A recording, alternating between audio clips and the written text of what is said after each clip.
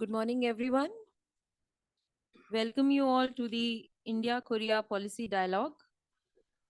We have gathered here for a day-long discussion on various aspects where India and Korean economic relations can be further deepened.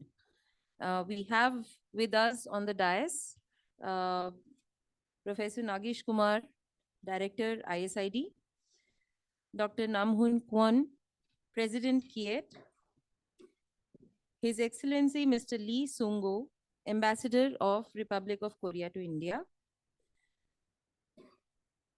I invite Professor Nagesh Kumar now to present a bouquet to His Excellency Mr. Lee.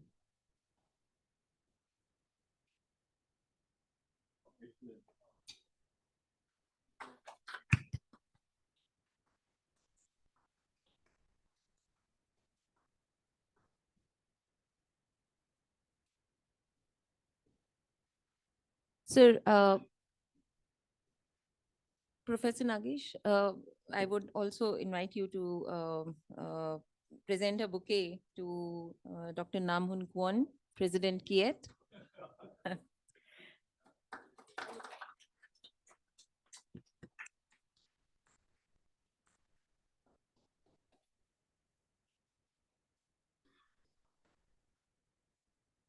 Now I invite Professor Nagesh Kumar for his inaugural address.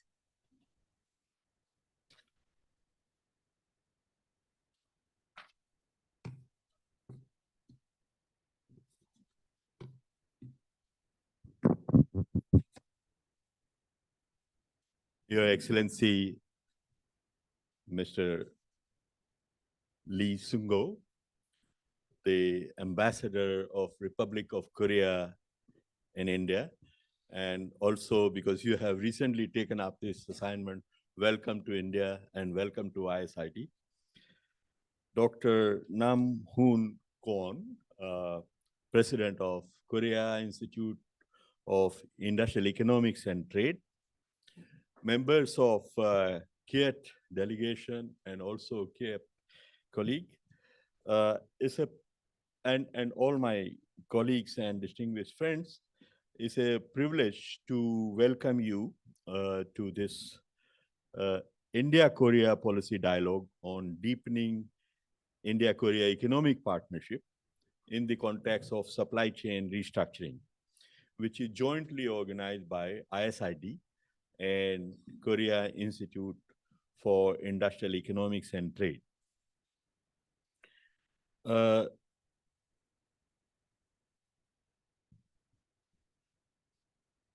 Just a minute.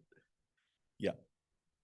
I think the timing of this particular roundtable and this process that we are starting with KIET, actually we made some beginnings last year, but now today we are going to sign an MOU to institutionalize this arrangement. And so I think the timing of this initiative of institutional collaboration could not have been better. And I will explain, I'll just take a minute to explain why I think so. Way back in 2005, the two governments, Korean government and Indian government, together formed a joint study group to explore the feasibility of a comprehensive economic partnership between the two countries. I happen to be a member of that joint study group. In my previous position as Director General of RIS, is a think tank of Ministry of External Affairs of India. And there were 6 members from Indian side, there were 6 members from Korean side. We met, I think, 4 or 5 times to finalize, discuss and finalize our report. There was a lot of excitement between the members of the group at that time of the potential of this economic partnership between the two countries. Why? Because two economies with complementary strengths were coming together. Complementary because an economy with a lot of abundance of labor, but scarce in capital, and an economy with a lot of abundance in capital, but scarce of labor, then an economy with hardware capabilities, a lot of electronics industry, auto industry, and all that, an economy uh, with software specialization like India. So the complementarities of the two economies were very profound. So we thought, all of us in this group, joint study group, we thought this was an excellent idea to have a deeper economic partnership. And we recommended to the two leaders signing up of a comprehensive economic partnership. We provided a blueprint that it should have trade in services, trade in goods, investment, facilitation, and all that. And all of us went convinced that this partnership will grow from strength. However, in the period after that, somehow that expectation was not fully realized. We all know, and yesterday also we were discussing, somehow the potential of mutual trade and investment did not uh, get realized for various reasons. But now, I think is very opportune time to give it a further push because of the changed circumstances. And what are the changed circumstances? First of all, there is this trend of deglobalization. There was until 2010, 29 and 10, when the global financial crisis hit the world economy. Before that, the world trade and investments were growing at the rate of, say, 20% per year. After global financial crisis, they have been hardly growing. I mean, there's a flat rate of growth of world trade, and so this is the process which is called sometimes globalization, as economist has termed it, or a retreat of globalization. And so this is one change since then. The second change is that there is a strong process, ongoing process of restructuring of global supply chains.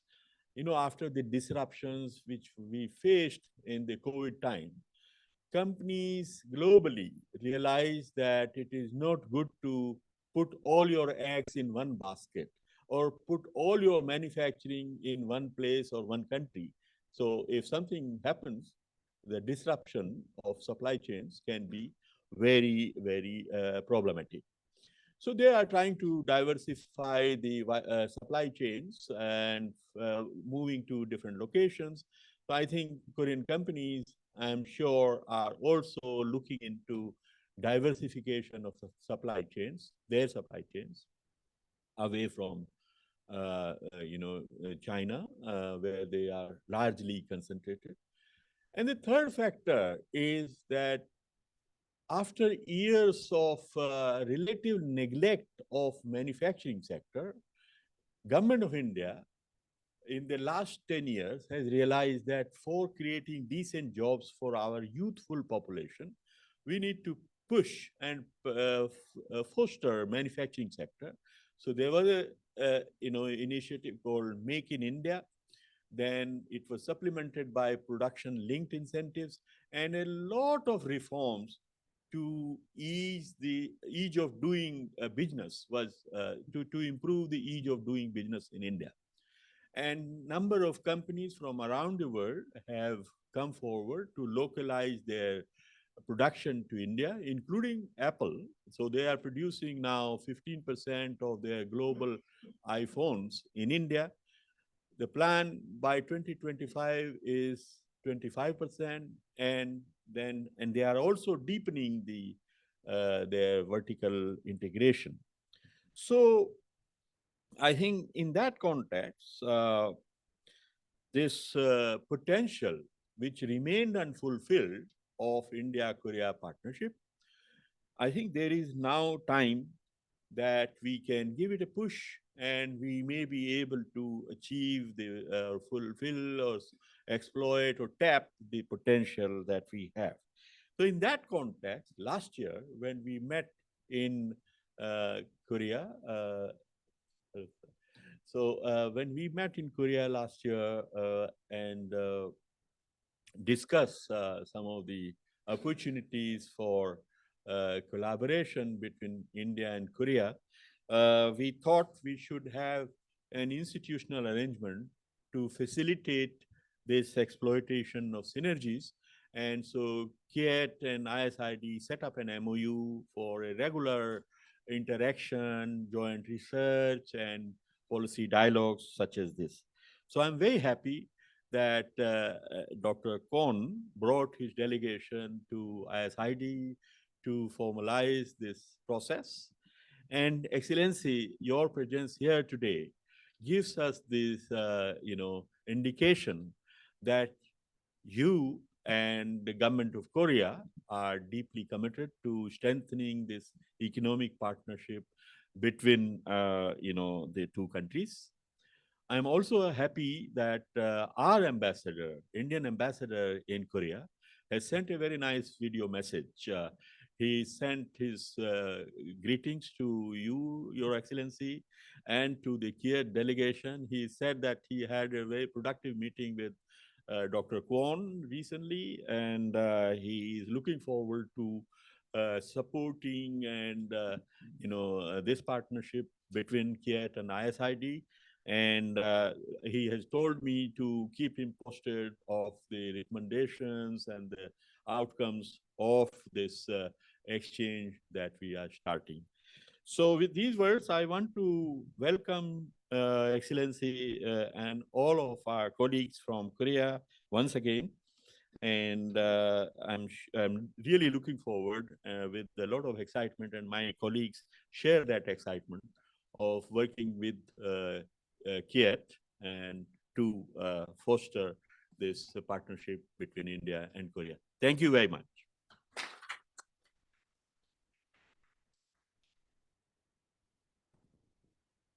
Thank you, sir, for those remarks. I now invite Dr. Namhoon Kwon for his opening remarks.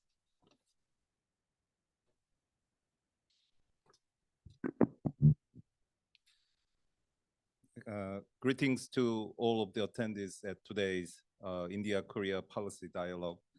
My name is Namhoon Kwon. I'm the president of the Korea Institute for Industrial Economics and Trade, and I'm very happy to be here. I would like to express my deepest gratitude to Professor Nagishi Kumar, the director of the ISID, and His Excellency Amit Kumar, Ambassador of India to the Republic of Korea, and Mr. Gurangalal Das, Joint Secretary of the East Asia Division of the Indian Ministry of External Affairs, who will make an address of 9. And of course, Your Excellency Song-ho Lee, Ambassador of the Republic of Korea to India, for your inaugural address.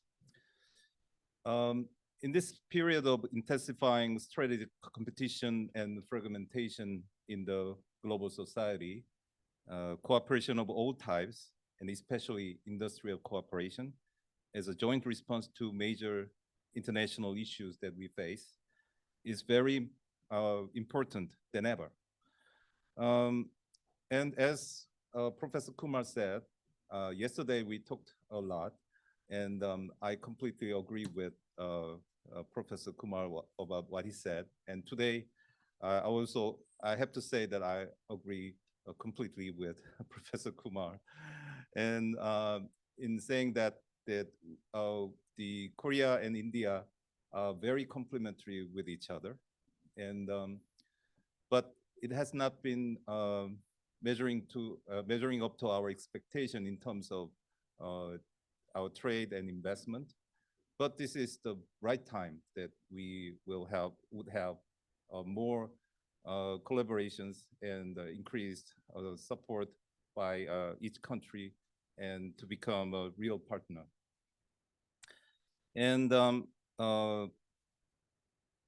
So today, we celebrate KIET and ISID are signing a research exchange MOU as it signals an opportunity for our institutions to serve as a bridge for deeper cooperations between India and Korea.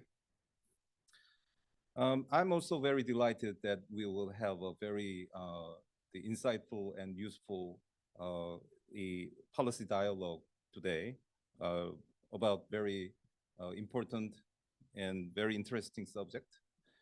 In the first session, I believe we will talk about the cooperation plans between the two countries in the context of global value chain. In the second, we will discuss electronics industry and digital trade. And finally, in the third session, the green economy, focusing on hydrogen ecosystem, will be discussed. These are all very important issues and very important for collaboration between India and Korea.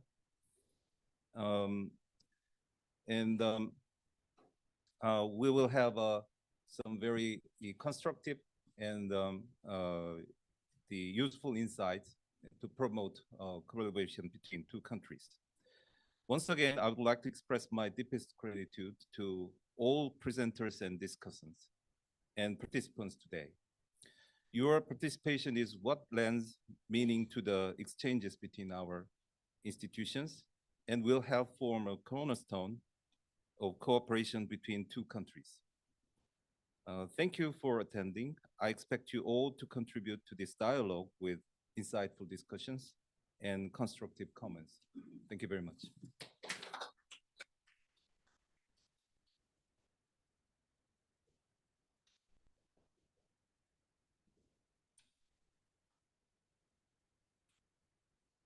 Thank you, Dr. Kwan.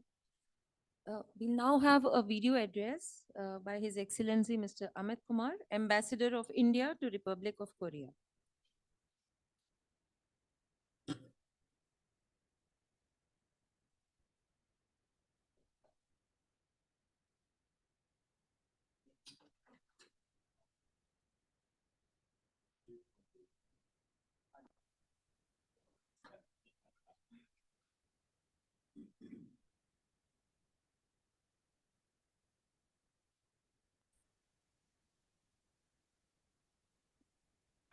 Professor Nagesh Kumar, Director, Institute of Studies in Industrial Development.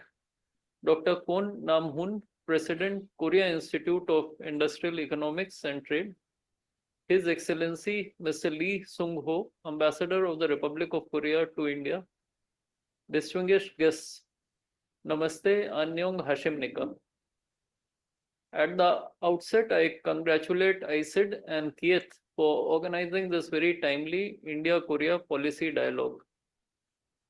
The range of topics being covered at the forum today, from trade, investments to supply chain diversification, electronics value chain, digital transformation, and green hydrogen, are highly relevant and reflect the vast potential for future industrial cooperation between India and the Republic of Korea. I am happy to note that ISID and KIET are also conducting an MOU today, and it will pave the way for a strengthened collaboration between them and enabling them to exchange views on more areas. There is immense potential for collaboration across the manufacturing sector, from light to heavy industry, as well as advanced manufacturing. I would like in particular to mention electric vehicles, shipbuilding, textiles, medical devices, pharmaceuticals, and life sciences here. The COVID-19 pandemic and several geopolitical developments since then have all underlined the need for resilient, diversified, and trusted global supply chains. We are also grappling with the challenge of dealing with export of overcapacities in the global economy.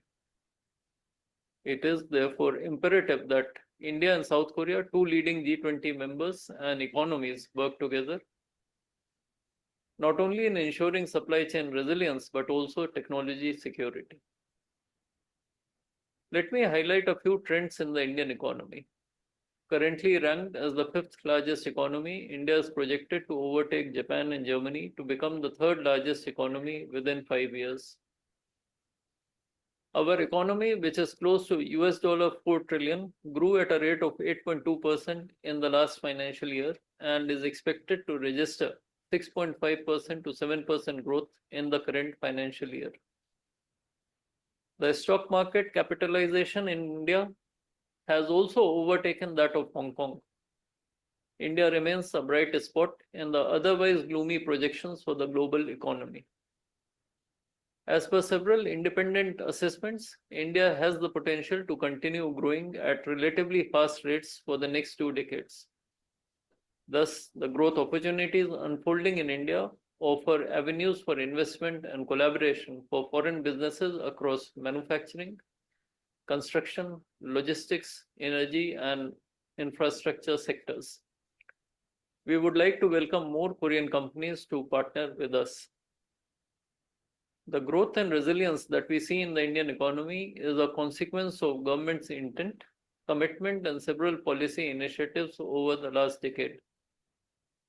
These initiatives comprise several facets, such as concerted efforts to improve physical and digital infrastructure, leveraging technology to improve governance and delivery of services, improving the ease of doing business climate, relaxation of norms governing foreign direct investments, reducing regulatory burden by simplifying government rules, as well as eliminating unnecessary compliances. During the presentation of the national budget earlier this year, the government underlined its commitment to undertake the next generation of reforms. India, through its production-linked incentive schemes of PLIs worth $50 billion spread across 14 manufacturing sectors, is looking to both expand and upgrade the manufacturing ecosystem in India. This initiative is already paying dividends, and our objective is to position India as a more active player in the global supply chains. I have been in Republic of Korea for over 2 years, and I am very enthused by the growing recognition of the economic growth potential that India holds. Let me refer to a few developments that attest to this growing confidence as well as commitment to the Indian economy. These include opening of office by Korea Investment Corporation or the Korean National Sovereign Fund in Mumbai in April 2024, Hyundai Motor Group's only listing outside Korea by way of their $3.3 billion IPO in India in October 2024. POSCO's announcement to set up 5 million metric tons of integrated steel plant in partnership with JSW. And lastly, we have the LG Energy Solution looking to set up a $1.5 billion battery venture in India. The electronics sector in India has witnessed rapid growth in recent years. Samsung and LG Electronics are already present in India in a significant manner and are looking to expand their presence further. India has also taken steps to set up semiconductor fabrication and ATMP facilities in India in collaboration with companies like Micron from the US, PSMC from Taiwan, and Tower Semiconductors from Israel. We look forward to Korean participation as we develop the semiconductor ecosystem, including human resources. I firmly believe that there are synergies to be explored in these areas. Turning to green hydrogen, it occupies an important place in national green transition plans and efforts to address climate change challenges for both India and South Korea. They have both laid out ambitious roadmap for deployment of green hydrogen. There is thus potential for India to export green ammonia, green hydrogen, and their derivatives to the Republic of Korea. We have already entered into such arrangements with Japan. Here I'm happy to note that Indian companies are already exploring opportunities in the ongoing bidding process by Korean Gencos under the Clean Hydrogen Portfolio Standard or CHPS framework. Before I conclude my remarks, I would like to mention that the embassy, in partnership with KIET, had organized the well-attended India-Korea Industrial Cooperation Forum in Seoul in April this year. I also met Dr. Kon Namhoon, President of KIET, earlier this month. We agreed to more joint activities to promote awareness among Korean stakeholders about business opportunities in India. I would like to assure our friends in Korea that the Embassy of India will continue to work closely with all stakeholders and facilitate their engagement in India to realize the full potential of the India-Korea Special Strategic Partnership. With the presence of several very experienced panelists today, I am confident that we will have substantive and insightful discussions. I look forward to their deliberations at this India-Korea Forum. I wish the organizers all success. Thank you.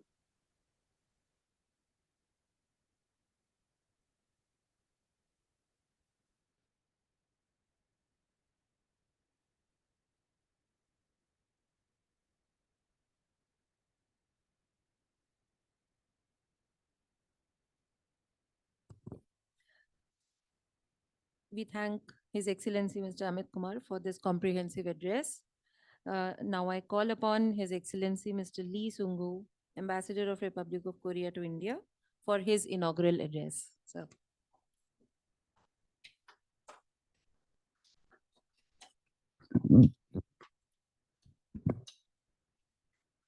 Professor Nagesh Kumar, Director of the Institute for Studies in Industrial Development, Dr. Namhoon Kwon, President of the Korea Institute for Industrial Economic and Trade, Ambassador Amit Kumar, who might be spiritually connected with us today, distinguished participants, ladies and gentlemen, it's a great pleasure for me to address this distinguished gathering today on the occasion of India-Korea Policy Dialogue. At the outset, I would like to express my deepest gratitude to ISID and KIET for hosting and organizing this important event. Also, I would like to congratulate both for signing MOU to strengthen partnership between the two very renowned institutes. I truly believe Korea and India are ideal economic partners for each other. Undeniably, India is the fastest growing major economy in the world. India became the world's fifth largest economy and is poised to become the third in the near future. India's population is the largest as well as one of the youngest, with an average age of 28, reflecting a dynamic and vibrant economy with full of potential and talent. India also boasts significant technological strength in future industries such as IT and space, as well as basic science. Based on firmly established rule of law and market stability, the Indian government is implementing strong reforms to promote manufacturing sector under the Make in India initiative, vying to become a new global manufacturing hub. In today's geopolitical landscape, where major uncertainties are coming from so-called G2, India's value is even more significant. In my opinion, under the China Plus One strategy, India should be the indispensable one. Now, turning to Korea, Korea is the only country to have transitioned from a developing to a developed nation, leveraging primarily the manufacturing industry as a key element of its development. Korean companies such as Samsung, Hyundai, Kia, or LG have written success stories already in India. Moreover, Korea excels in future industries like semiconductors and EV batteries. When these strengths are combined with India's infinite potential and talent, nothing but great synergy can rise. At the same time, however, there are still many challenges that need to be addressed for deeper engagement. the Indian government's sincere efforts to address Korea's concern, such as the establishment of EODES, Electronic Origin Data Exchange System, and the fast track mechanism, are highly appreciated by the Korean business community, and we hope to continue to build up further on this substantial progress. Even though I encourage Korean companies to conduct further and urgent research and make bold and timely decisions, many Korean companies still remain cautious about investing in India. On India's side, while various policies have been implemented successfully to promote foreign investment, there are still remaining barriers, both direct and indirect, that may concern many investors. If we think together and work together, we can overcome these challenges together. I believe this dialogue can serve as a vital platform for such discussions. I look forward to open, candid, and very fruitful sessions today. Thank you.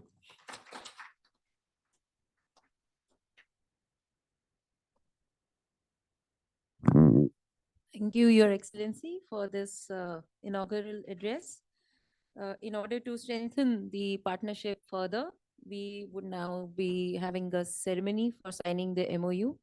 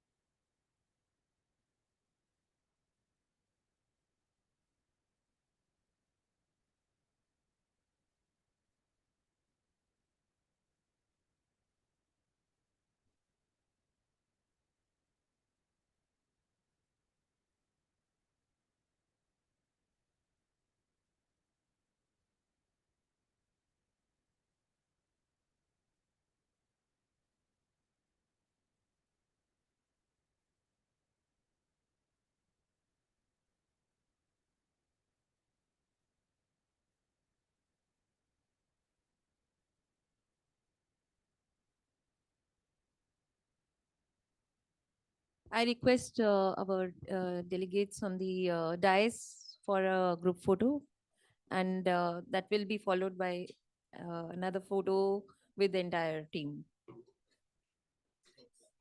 On the stairs.